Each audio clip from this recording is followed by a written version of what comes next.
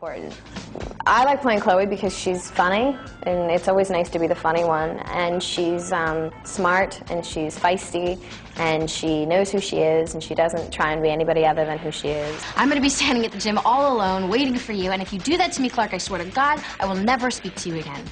She's just a very intelligent, witty girl, which is cool. It's hard to find female characters on television right now that have those characteristics, so I got lucky.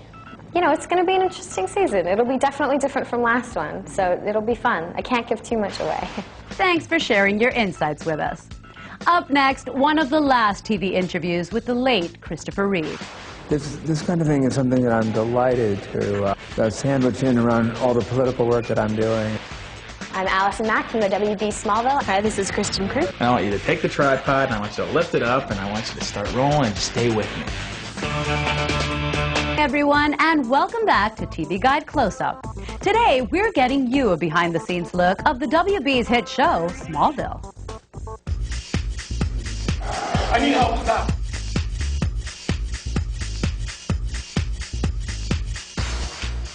Creator Jerry Siegel and Joe Shuster first invented Superman as a comic book hero in 1936. Over the decades, this classic icon has become an international sensation, and Smallville continues to carry on that tradition. Many men have played the Caped Crusader, but none so recognized and admired as Christopher Reeve. Our cameras traveled to New York City to visit the set of Smallville, as Christopher Reeve took on a role fans of Superman will never forget. Dr. Swan is an all-knowing, almost Buddha Zen scientist who has taken all his money and focused it outward to the stars to try and find out more about our universe. And he knows about Clark, he knows about Krypton. He actually told Clark that he was from Krypton and that the planet no longer exists. This message didn't come from the stars. Just check the end position here. This show could have went anywhere from the beginning. That's how I always felt about it. And to be here, I think, is just icing on the cake. I mean, to work with Chris, to be in New York, to have the whole production here, it's an amazing experience that we only get to do now twice. Well, the point is that he doesn't know that there's a uniform in the job. And it's probably just as well to keep it that way. What I'm impressed by is that they've taken a 15-minute segment from Superman 1. I mean, they've strung it out for, 3 or 4 seasons now. You know, in the movie, Clark Kent accepted his destiny very readily, and in the series, he has a real struggle with it. Tom is a really great guy. He's very open, very unspoiled, and those are the qualities that you want in a young Clark Kent. He's kept his enthusiasm and his commitment over the years that the series has been on now. And that's not always easy to do, but you definitely get it with him. There was a poll taken by TV Guide last year of the top 50 moments in television in 2003, and the scene that Tom and I did last year came in at number 6, so I was really honored by that. What an inspiration he was for so many. Don't go away. TV Guide Close-Up returns with highlights of what's to come on Smallville. I'm Leslie Ann Machado, and welcome back to TV Guide Close-Up. Smallville on the WB network has been exciting fans, and they don't plan to stop now. But what is it about Smallville that makes the show such an entertaining pastime? Our TV Guide senior editor, Mary Murphy, takes a look at what makes this super story fly. I think people like Smallville because they love Superman, and they want to know how Superman became. How did this happen?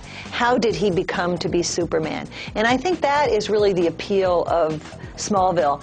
With that history comes a mega fan following. Or you see, like, I was watching a hockey game the other night and they're painting the crowd, and I could see people with Superman shirts. I never would have noticed it before, but now you totally notice it. Well, it's just a great story. It's someone coming of age with superpowers. I mean, how can that not be interesting? And all these adventures that he goes through. And I mean, it's a very American superhero. It's about justice and truth and freedom and all of those things. So I think it appeals to people in that sense.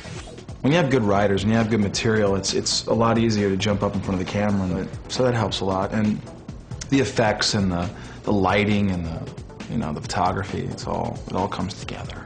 They've taken a 15-minute segment from Superman 1. I mean, they've strung it out for 3 or 4 seasons now. When we started this show, I knew it was something special, and we could just do the best job we could, and that's, I think, what we're still doing. With new characters appearing, like Lois Lane, Smallville flexes its story muscles and continues to be faithful fiction to the legacy of Superman. What about the future of Smallville? Will the upcoming Superman movies affect the show? The Superman franchise, the movies, will come out between season 5 and season 6. They are hoping that the Superman franchise will just draw people more to Smallville. In some ways, it is like what George Lucas did with Star Wars.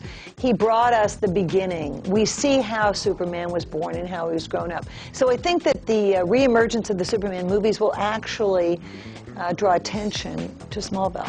Well, that's some exciting news, Mary. Thanks. And thank you for tuning into our close-up look behind the scenes of Smallville. I'm Leslie Ann Machado. See you next time. I have to go back to work. Thank you. Thank you so much. TV Guide. I'm Allison Mack from the WB Smallville. This is John Schneider from Smallville. I'm Annette O'Toole from the set of Smallville. You're watching TV Guide Channel. Don't miss a thing. TV Guide Channel. Yeah, the TV Guide channel likes Smallville. That's good to know.